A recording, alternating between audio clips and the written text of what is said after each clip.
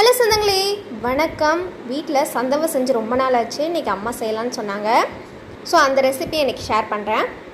சந்தவை செய்கிறதுக்கு தேவையான அரிசி ஊற வச்சுக்கலாம். முக்காப்படி நான் புழுங்கல் அரிசியும் முக்காப்படி ரேஷன் அரிசியும் நான் ஊற வச்சுருக்கேன். எப்பயும் போல் இட்லி காட்டுற மாதிரி ஊற வச்ச அரிசியை நான் கழுநீர் பிடிச்சிட்டு நான் மாவாட்டுறதுக்கு கிரைண்டரில் போட்டுட்டேன். அதுக்கு நான் 1.5 படி அரிசி கணக்கில் நான் 4 மூடி தேங்காய் எடுக்க போகிறேன் சந்தவைக்கு. அதை திருவி நம்ம ஆட்டுற அரிசியோடையே நம்ம அந்த தேங்காவையும் சேர்த்து நல்லா நொய்யை அரைச்சிக்கோணும். நம்ம தேவைக்கு ஏற்ற மாதிரி அரிசியோடய உப்பும் சேர்த்துக்கலாம். அப்படியே மையாட்டம் அந்த உப்பும் சேர்ந்து அரைஞ்சிரும். மாவு ஆட்டினதுக்கப்புறம் எப்பயுமே இட்லி ஊற்றுற ப்ராசஸ் தான். மாவை கொஞ்சம் ஒரு பதத்தில் கரைச்சிக்கிட்டு இட்லி சட்டியில் ஊற்றி எடுத்துக்கோணும். அது ஒரு பதத்தில் வெந்ததுக்கப்புறம் நம்ம எடுத்து சந்தவை சுற்ற ஆரம்பிச்சிடலாம். இப்போ சூட்டோட சூட்டாக அதை எடுத்து நீங்கள் இந்த மாதிரி சந்தவை புழிஞ்சிங்கன்னா சூப்பராக நல்லா வரும்.